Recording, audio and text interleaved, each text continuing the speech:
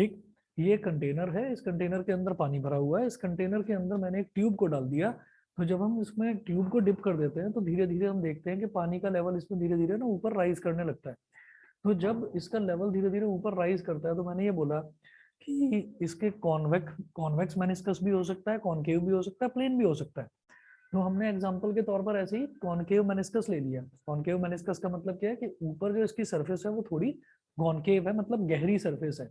ठीक है, ये करने के बाद में मैंने कहा कि अगर यहाँ पर कोई पॉइंट है तो यहाँ पर जो प्रेशर होगा इस पर, जो ये इस पॉइंट बी पर जो प्रेशर होगा वो P A minus 2 sigma into R, 2 sigma upon R होगा। रीजन रीजन ये है कि सरफेस पर प्रेशर कितना होता है, 2 सिग्मा अपॉन आर। ठीक है, और एटमॉस्फेरिक प्रेशर कितना होता है, P A minus 2 sigma. P A atmospheric pressure होता है पी ए। तो पहले एक ही बात करें, this point A, this is in direct contact with the atmosphere, तो इस पर प्रेशर कितना होगा, वही जो एटमॉस्फेरिक प्रेशर होता है।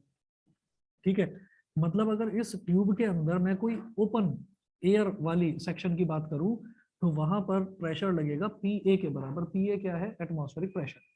ठीक, अगर मैं लिक्विड के अंदर की बात करता हूं तो एटमॉस्फेरिक प्रेशर तो यहाँ पर लग रहा है, लेकिन क्या है कि यहाँ पर अंदर की तरफ से एक प्रेशर बाहर की तरफ लगता है। याद करिए, हमने ये देखा था कि अगर कोई भी स्फेरिकल ड्रॉप है तो स्फेरिकल ड्रॉप से प्रेशर बाहर की तरफ जो लगता है पी, इसको हमने डिराइव करा था, ये कितना था, 2 सिग्मा अपॉन आर। ठीक है, तो एटमॉस्फेरिक प्रेशर क्या करता है, एटमॉस्फेरिक प्रेशर किसी भी चीज को नीचे दबाकर रखता है। अगर मान लीजिए पानी है और अगर उस पर कोई भी बकेट में पानी रखा हुआ है, उस पर मान लो ऊपर से नीचे की तरफ प्रेशर नहीं पड़ रहा है, तो पता चला वो पानी ऊपर की तरफ उड़ना शुरू हो जाएगा वैसे ही। ठीक है, तो प्रेशर जरूरी है, वो प्रेशर है इसी वजह से वो नीचे की तरफ स्टेबली रुका हुआ है, स्टेबल इक्विलिब्रियम में है। अब यहाँ जो इसकी सरफेस है, इसकी सरफेस पर ये लिक्विड ऊपर की तरफ जो प्रेशर लगाता है, मतलब बाहर की तरफ जो प्रेशर लगाता है, वो होता है 2 सिग्मा अपॉन आर। ठीक है, जैसे मैंने एक लिक्विड ड्रॉप की बात करी थी, तो वो रेडियली आउटवर्ड्स जो प्रेशर लगाता है वो होता है 2 सिग्मा अपॉन आर। ठीक है, तो एटमॉस्फेरिक प्रेशर लग रहा है नीचे की तरफ और सरफेस टेंशन वाला जो प्रेशर है वो लग रहा है ऊपर की तरफ। ठीक, तो नेट प्रेशर कितना हो जाएगा, P A minus 2 sigma upon R. ये समझ में आ गया। ठीक है, P A minus 2 sigma upon R. अब ये जो एक कैपिलरी है, पतली सी ट्यूब है, इसको मैंने थोड़ा सा मैग्नीफाई करके दिखा दिया। यहां लिख लेना, rise of liquid in a capillary tube, figure A, rise of liquid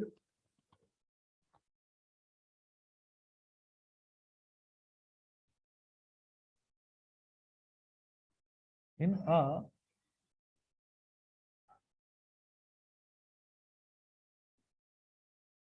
capillary tube.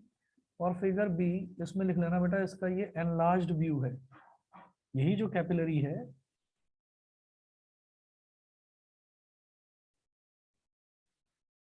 Enlarged view मतलब इसको मैग्नीफाई कर रखा है हमने, तो नीचे तो पानी भरा हुआ है, ये पूरे में पानी पानी है।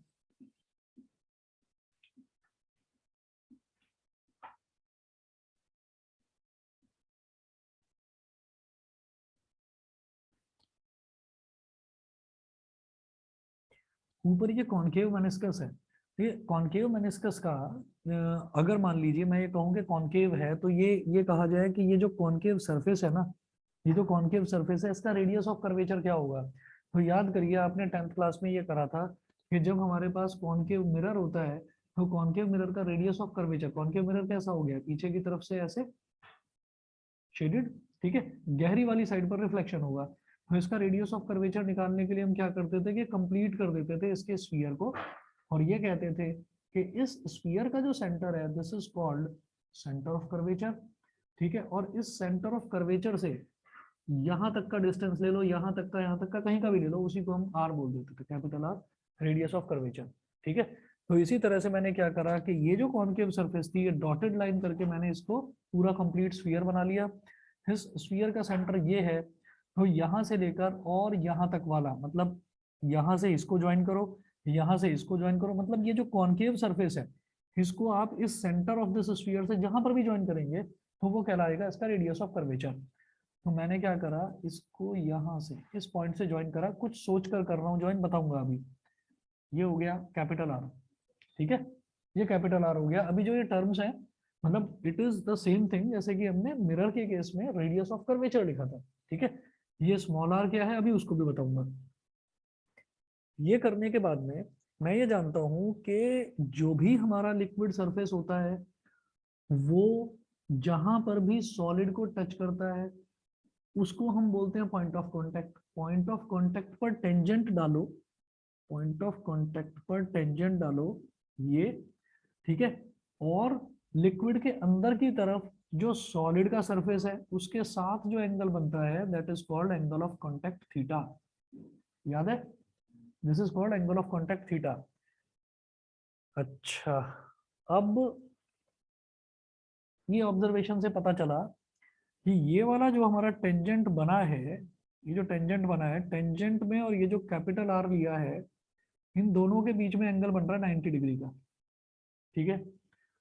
दूसरा, ये मैंने क्या करा कि इस ये जो जो लिक्विड जो कैपिलरी है जो ट्यूब है उस ट्यूब का जो सरफेस है उस ट्यूब के सरफेस पर ये परपेंडिकुलर बना दिया। तो हम ये जानते हैं कि angle between two lines is the angle between their perpendiculars.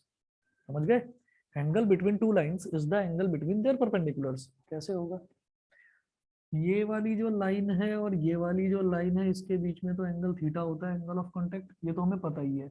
अब क्या करा, ये जो लाइन है इस पर परपेंडिकुलर हो गया कैपिटल आर, ये वाली जो लाइन है इस पर परपेंडिकुलर हो गया स्मॉल आर, तो ये एंगल भी थीटा हो जाएगा। समझ गए, पहले भी हमने कई डेरिवेशंस में ये चीज बताई है कि angle between two lines is same as the angle between their perpendiculars. समझ गए कि नहीं, ठीक है कनिष्क। नहीं, देखो ऐसा होता है कि अगर मान लो मुझे ना ऐसे दे रखा है कि एक लाइन ये है और एक लाइन ये है, इन दोनों के बीच में एंगल दे रखा है थीटा। अब मैं कहूँ कि ये वाली जो लाइन है इस पर एक परपेंडिकुलर ड्रॉ कर लो, मैंने कर लिया। ये वाली लाइन पर मैंने एक परपेंडिकुलर ड्रॉप कर दिया, ये परपेंडिकुलर हो गया। ये इस वाली लाइन पर है परपेंडिकुलर, इस पर भी बना लो परपेंडिकुलर, तो इस पर परपेंडिकुलर ये हो गया। तो इन दोनों के बीच में भी एंगल थीटा ही होगा। ये होता है कि कोई भी दो लाइंस के बीच में अगर एंगल थीटा है तो उनका जो उन पर जो हम परपेंडिकुलर ड्रॉ करेंगे उनके बीच में भी एंगल थीटा ही होगा। तो वही काम करा, ये वाली जो लाइन है और ये वाली जो लाइन है इन दोनों के बीच में एंगल थीटा है, तो इस पर एक परपेंडिकुलर ड्रॉ करा ऐसे, और इस पर एक परपेंडिकुलर ड्रॉ करा ऐसे, इन दोनों के बीच में भी एंगल थीटा है। ठीक हो गई अब ठंड, तो जबरदस्ती पहनाकर भेजा गया तुमको। अच्छा, चलिए, वैसे मुझे लग रही है आज थोड़ी सी, कुछ लग रहा है मुझे जैसे हवा वगैरह चल रही है कुछ। अभी क्लियर है ये थीटा? चलो, अब इतना अगर क्लियर हो गया है तो अब आगे चलेंगे हम। और अपने नोट्स में चाहे तो साइड में ना लिख लेना, angle between two lines is the same as the angle between their perpendiculars. तो वो लिख लेना, रिवाइज करते टाइम ध्यान आएगा। सुनो, एक बार ना जोर से उसको दरवाजे को बंद कराओ। हाँ, वो हवा सीधी मेरे पास ही आती है।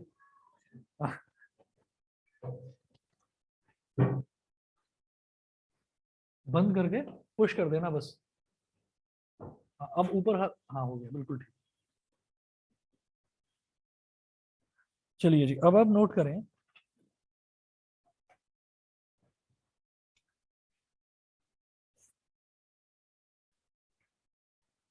excess pressure at a point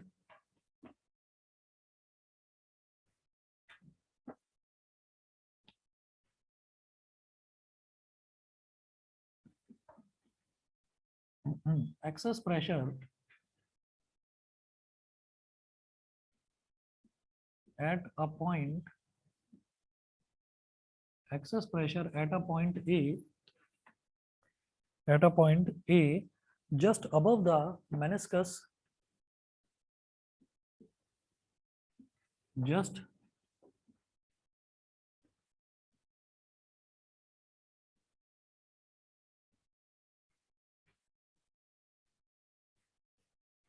excess pressure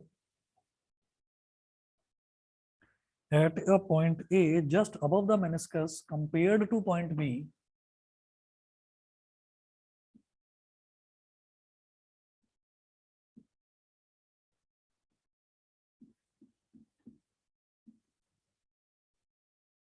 compared to point B,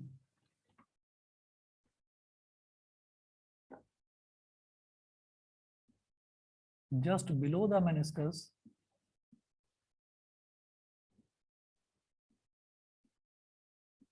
as bracket में लिख लेना as shown is, इसको स्मॉल p लिख लो भाई। पॉइंट ए पर एक्स्ट्रा प्रेशर कितना है? मैं ये कह रहा हूँ पॉइंट बी पर प्रेशर था Pa minus 2 sigma upon R, point A पर प्रेशर है सिर्फ Pa, तो P जो पॉइंट ए है इस पर एक एक्स्ट्रा प्रेशर लग रहा है। तो एक्स्ट्रा प्रेशर कैसे निकालेंगे? जो इस पर टोटल प्रेशर है और जो पॉइंट बी पर टोटल प्रेशर है इसको सब्ट्रैक्ट कर दो। समझ रहे हैं भाई? मेरे ऊपर प्रेशर मान लो 50 पास्कल का लग रहा है और तुम्हारे ऊपर प्रेशर मान लो 10 पास्कल का लग रहा है, तो मेरे ऊपर एक्स्ट्रा प्रेशर कितना है? 40। कैसे बताया? मेज पर जो प्रेशर है और तुम पर जो प्रेशर है उसको सब्ट्रैक्ट कर दिया। तो ए पर प्रेशर जितना है उसमें से बी वाले प्रेशर को सब्ट्रैक्ट कर दो। ठीक है, तो हम ये कहेंगे ये हो जाएगा P A minus 2 sigma upon R. तो small p is equal to P A minus minus plus 2 sigma upon R, ये कैंसिल आउट हो गया। तो small p is equal to 2 sigma upon R. Small p is equal to 2 sigma upon R, where r is the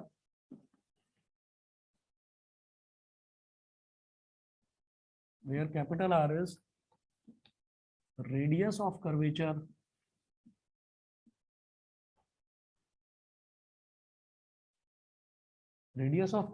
of concave meniscus। Meniscus शब्द से घबराने की जरूरत नहीं है जिन्होंने पिछली क्लास ना करी हो। मेनिस्कस का मतलब क्या है? सरफेस। ठीक है, जो सरफेस होता है उसी को मेनिस्कस बोल देते हैं, लिक्विड सरफेस को मेनिस्कस बोल देते हैं। ठीक है, and theta is the angle of contact. Theta is the angle of contact. अच्छा, उसके बाद क्या करें आप भाई? जब मैंने क्या करा यहाँ पर, मैंने ये करा कि जो ये हमारा कैपिलरी ट्यूब है ना, जो ये ट्यूब है, इस ट्यूब का यहाँ से लेकर और सेंटर तक का डिस्टेंस मैंने स्मॉल आर ले लिया। ठीक है, हम क्या करें? कैपिटल आर से स्मॉल आर पर एक परपेंडिकुलर ड्रॉप कर दो, ऐसे एक परपेंडिकुलर ड्रॉप कर दो, और फिर यहाँ से आप कॉस थीटा की वैल्यू निकालो। ठीक है, तो यहाँ लिखना from figure B, from figure B cos theta is equal to base upon hypotenuse यानी कि small R upon capital R.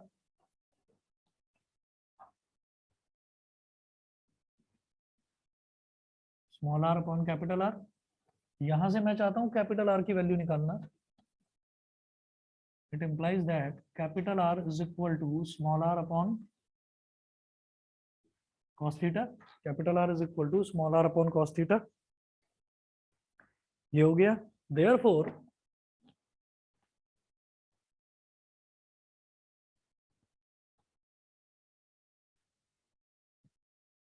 Small R की वैल्यू आ गई, सॉरी कैपिटल आर की वैल्यू आ गई। Therefore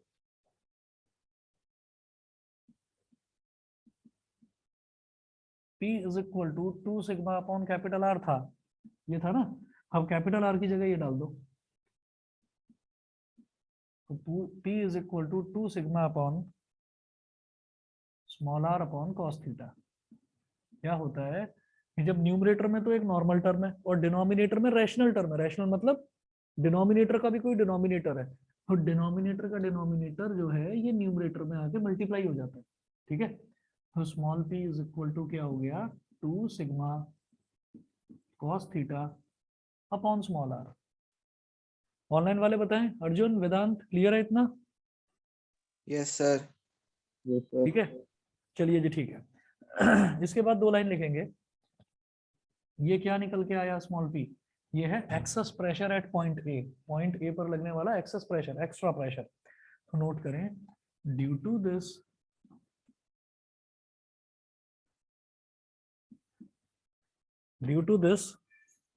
excess pressure small p,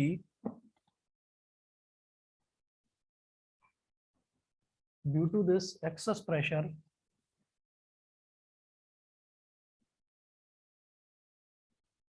due to this excess pressure small p,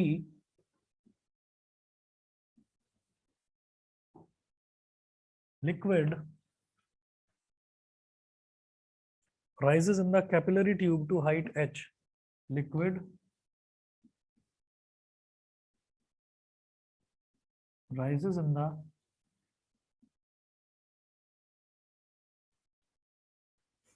capillary tube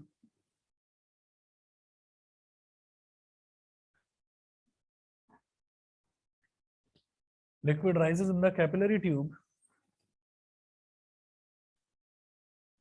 to height h,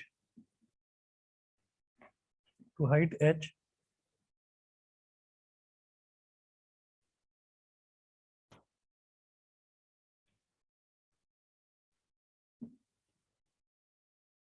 to height h when the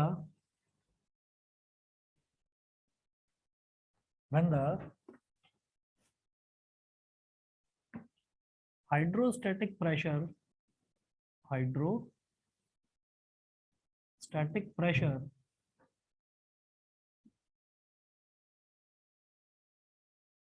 when the hydrostatic pressure exerted by the liquid column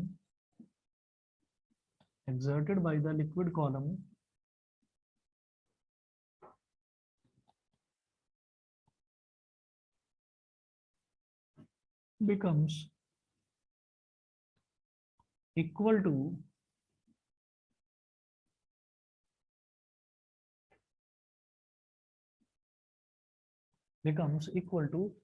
excess pressure,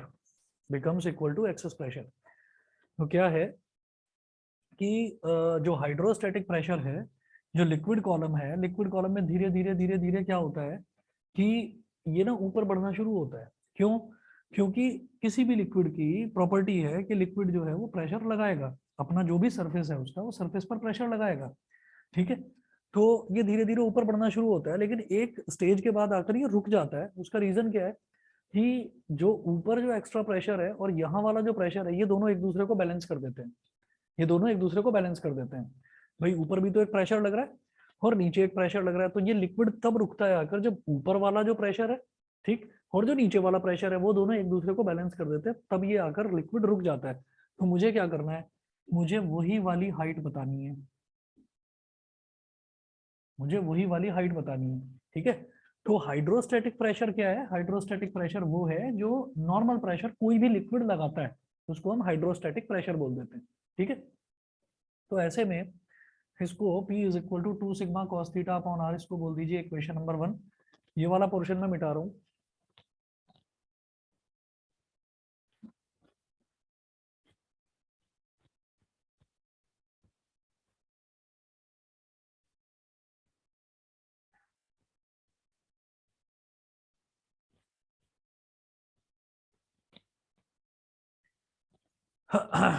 और फिर आप लिखें therefore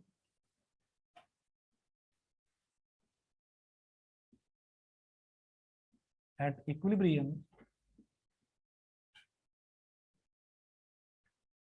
P is equal to H rho G, इसको बोल दीजिए equation number 2। ठीक है, equilibrium में जो एक्स्ट्रा प्रेशर है वो लिक्विड के प्रेशर के ही इक्वल हो जाएगा। जो एक्स्ट्रा प्रेशर बाहर है और जो लिक्विड प्रेशर लगा रहा है वो दोनों एक दूसरे के इक्वल हो जाएंगे। तो स्मॉल पी इसके भी इक्वल, स्मॉल पी इसके भी equal, equating 1 and 2।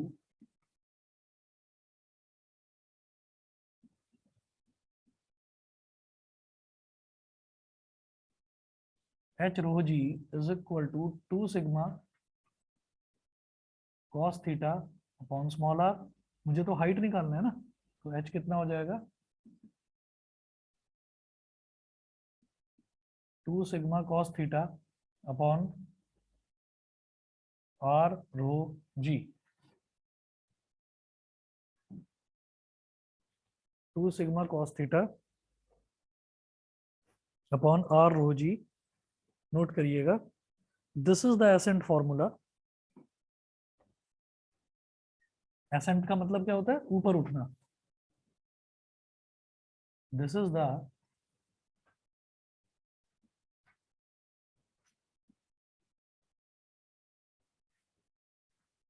The ascent formula for the rise of liquid in a capillary tube.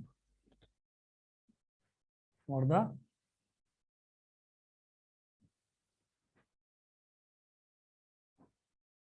rise of liquid in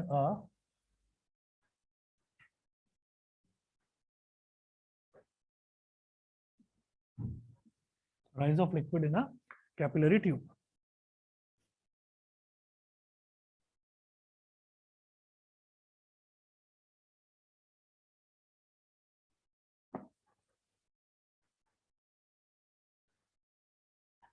और इसके बाद एक लाइन और लिख लीजिए, हालांकि वैसे जरूरत तो पड़ती नहीं, इसकी नोट करके लिख लो।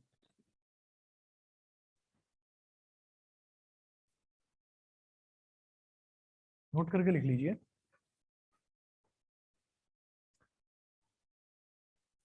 If we take into account the volume of liquid contained in the meniscus,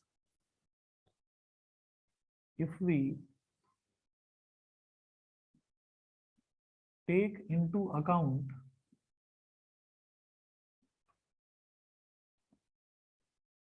the volume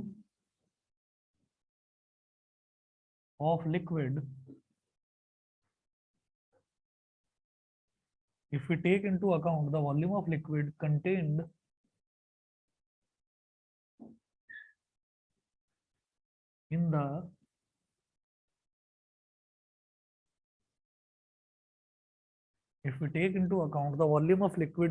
in the meniscus, तो क्या है कि सिर्फ और सिर्फ इस सरफेस पर, अगर सरफेस का आपको कुछ वॉल्यूम भी दे रखा है ना लिक्विड का, कि भाई जो सरफेस पर है, सिर्फ उसके नीचे वाला नहीं, पूरे लिक्विड के वॉल्यूम की बात नहीं कर रहे, सिर्फ सरफेस पर अगर लिक्विड के वॉल्यूम की बात करी जाए और कहा जाए कि वो लिक्विड का जो वॉल्यूम है जरा सा ही होता है, बहुत मामूली सा होता है, इट कैन बी नेग्लेक्टेड, ठीक। लेकिन अगर वो कहेंगे नहीं उसको भी आपको अकाउंट में लेना है, तो ये पर्टिकुलरली किसी न्यूमेरिकल में हो सकता है, ठीक है। डेरिवेशन तो आपका यहाँ पर आकर खत्म हो गया, तो वो किसी न्यूमेरिकल में हो सकता है। उसमें आपको बस एक चीज और कर देनी है, इसी फॉर्मूले में एक काम और कर देंगे कि H इज इक्वल टू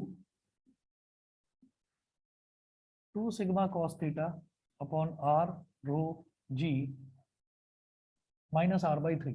तो इसका डेरिवेशन हमको नहीं करना, बस ये देखा गया कि अगर वॉल्यूम भी लिया जाता है अकाउंट में, अगर वॉल्यूम को भी काउंट करा जाता है मेनिस्कस के, तो वो इतना होता है। अब क्योंकि कैपिलरी ट्यूब की बात कर रहे हैं, कैपिलरी ट्यूब बहुत पतली सी होती है, तो उसका जो रेडियस है, यानी कि ये कैपिलरी ट्यूब यहाँ से और यहाँ तक का डिस्टेंस लिया गया था ना स्मॉल r, तो ये उस कैपिलरी ट्यूब का रेडियस है, वो इतना छोटा है कि अगर आप उसका भी 1/3 कर दोगे, क्योंकि कैपिलरी तो कैपिलरी बोला ही इस वजह से जाता है, कैपिलरी कौन सी वेन्स होती हैं पता होगा ना, आर्टरी और वेन्स को कनेक्ट करने वाले को हम कैपिलरी बोल देते हैं।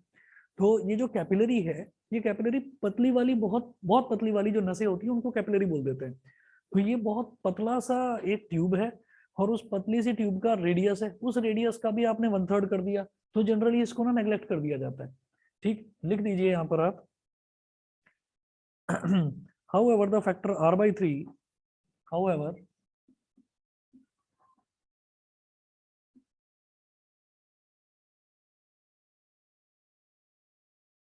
the factor R/3 can be neglected for a narrow tube, can be neglected for